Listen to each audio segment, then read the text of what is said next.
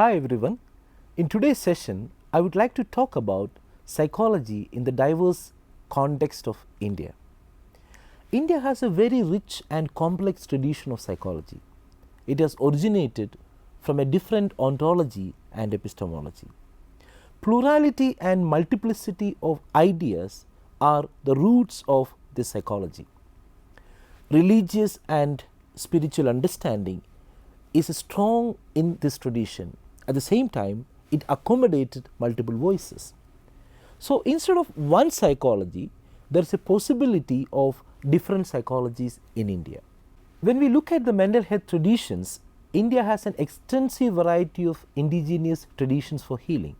According to Kakar, the diversity and astonishing variety and number of practitioners can make a stranger to the country feel that healing in its manifold aspect is a central individual and cultural preoccupation. Let's watch a small video clip on this aspect. Understanding mental health in India requires understanding multiple belief systems that guide conceptions of personhood, health, and healing. For many individuals in rural India, faith healing is typically the first form of help sought, and a number of studies have demonstrated its importance in mental health. For example, Mohan in 1972 conducted a study in North India and pointed out that 84% of cases being seen in psychiatric institution had been to a local temple consultation with a shaman prior to their attendance. Rajaram in 1976, a study from South India, expressed psychiatric consultation was sought only after outside management, including religious and faith healing. Bergera in 1997, a survey was carried out by Bergera in 1997 over a 3-month period to determine experiences of religious healing in a group of 198 consecutive psychiatric patients attending a hospital in Tamil Nadu, South India. Of this, 89, that is 45%, had sought between 1 and 15 sessions from either Hindu, Muslim or Christian healers. Charles Manoranjitham and Jacob pointed out that majority of patients and their relatives endorse multiple and contradictory explanatory model of schizophrenia. It is interesting to note that despite the relevance of these culturally based explanatory models and culturally preferred forms of help seeking, the academic world maintained a distance from its cultural heritage and looked down at it with suspicion. Different scholars pointed out that the reason for this distance came from the connection of psychology with colonialism. Baiju in 2004 argued that the mainstream modern psychology comes to India along with the colonialism. Mishra 2003 also supported his argument. He added that the colonial incursion was so powerful that while Western concepts were accepted and welcomed without scrutiny, indigenous concepts were denied entry to the academic discourse. According to Sinha in 1986, the modern Indian psychology began its journey by imitating the research problems, concepts, theories and methods borrowed from the research done in Western countries. Since the discipline was imitative, its growth remained always one step behind the development in the donor country.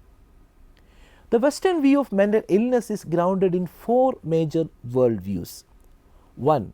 A logocentric view, which means rational processes form the basis of understanding and action. 2.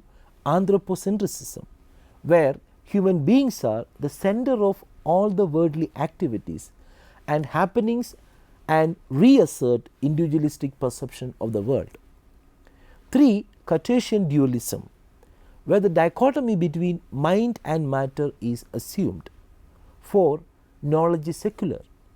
These assumptions facilitated the process of control over nature and ideas of progress and modernization.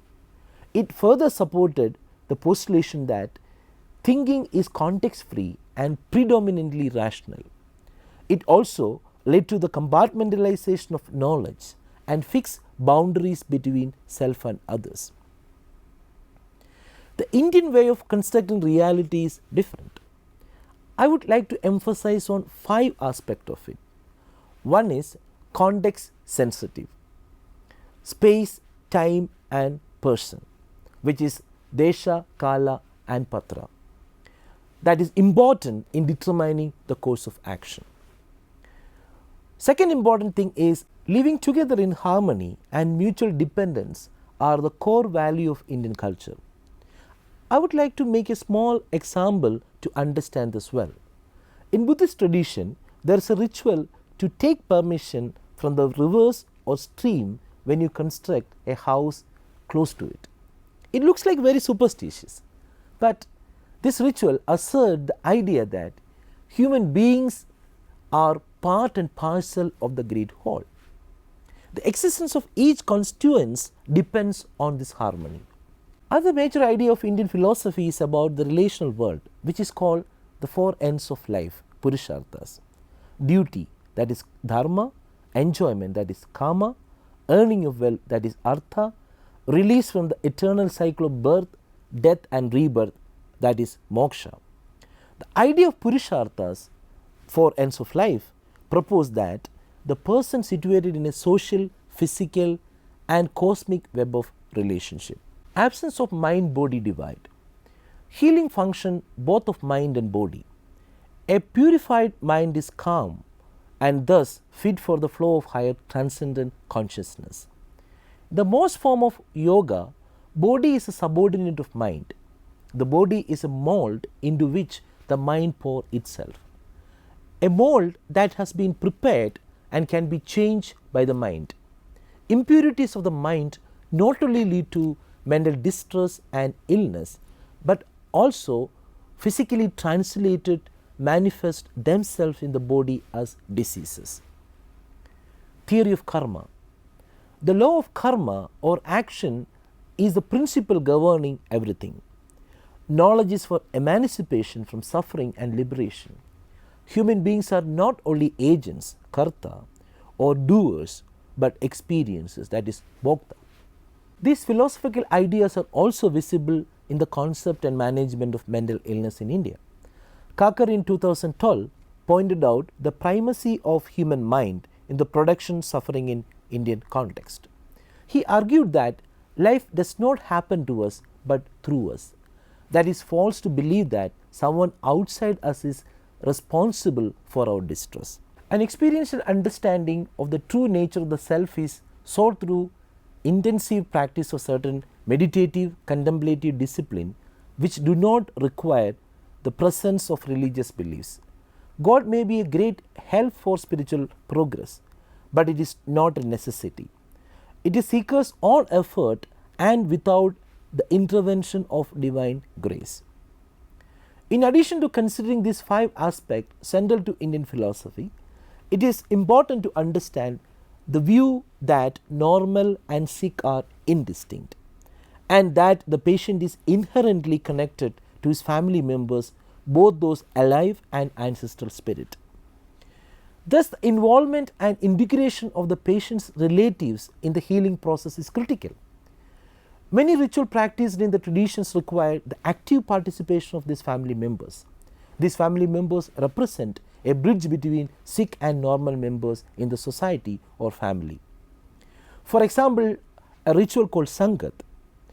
If a close relative of the patient prays to the deity that he is ready to take the distress, then the Buddha, that is a spirit, often leaves the patient and possesses the supplicant.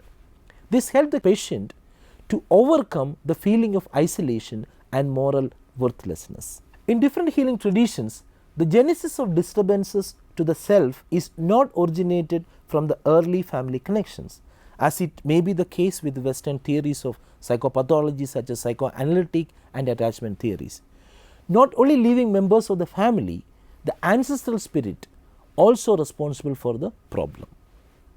In most of the indigenous healing traditions, God can only act through some mediators to resolve the problem.